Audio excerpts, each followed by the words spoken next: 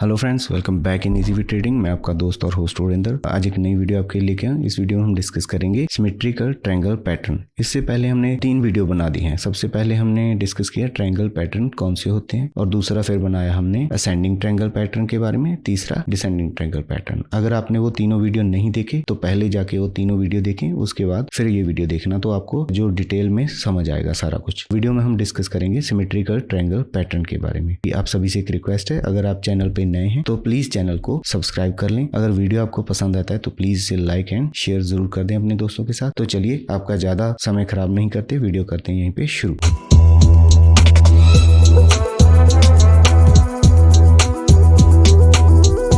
तो हम बात कर रहे हैं सिमेट्रिकल ट्रायंगल पैटर्न्स के बारे में। सिमेट्रिकल ट्रायंगल पैटर्न्स का फॉर्मेशन कुछ इस तरह से होता है। तो प्राइस यहाँ पे अप ट्रेंड में भी हो सकता है, डाउन ट्रेंड में भी हो सकता है, वो कोई ज्यादा यहाँ पे मायने नहीं रखता। एक चीज मैंने आप सभी से पहले भी बताई कि अगर हम टेक्निकल एनालिसिस की बात करते हैं तो वहां पे हमने सबसे पहले कैंडलस्टिक्स पैटर्न के बारे में बात कर ली, फिर चार्ट पैटर्न्स के बारे में अभी हम वीडियो बना रहे हैं, ट्रेंड लाइन कैसे लगाना है वो सारा हम यहाँ पे क्लियर कर चुके हैं। तो वो वीडियो सारी इस चैनल पे पड़ी हुई, आप जाके चेकआउट कर सकते हो। तो इसमें ऐसा कुछ भी नहीं होता कि पत्थर पे लकीर है, जैसा मैं बोल रहा हूँ वैसा ही सेम टू सेम होगा। कई बार चीजें बदल जाती हैं। इस चीज को मैं आपको तीनों वीडियो में मैंने ये क्लियर किया है कि ये हो सकता है। पर अगर आपको ये चीजें क्लियरली कहीं पे प्राइस पे दिखती हैं, क्योंकि ऐसा होता है जब हम यहाँ पे किसी भी स्टॉक में एंट्री करते हैं, वो दो चीजें वहां पे पक्का हो सकती हैं, या तो प्राइस हमारे अकॉर्डिंग चलेगा या प्राइस हमारे ऑपोजिट चलेगा। अगर तो प्राइस हमारे अकॉर्डिंग चल रहा है तो फिर तो हमें कोई लॉस के चांसेस है ही नहीं, फिर तो बहुत अच्छा है। अगर ऑपोजिट चल रहा है तो वहां पे हमें अपना बचाव करना है। वो बचाव कौन करेगा? हमारा स्टॉप लॉस। तो बिना स्टॉप लॉस के आप यहाँ पे एंट्री ना करें, ध्यान से अपनी एंट्री करनी है और प्रॉपर स्टॉप लॉस मेंटेन करके रखना है। फिर उसके बाद जहां पे भी जो भी मूव मिलेगा हम फियरलेस उसे फेस कर सकते हैं। आ जाते हैं दोबारा हमारे टॉपिक पे। अगर ट्रेंड अपवर्ड है या डाउनवर्ड है, कहीं पे आपको ऐसी चीज दिख गई, तो पहले हमने जो पैटर्न्स के बारे में बात की थी, ascending triangle pattern, descending triangle pattern, तो वहां पे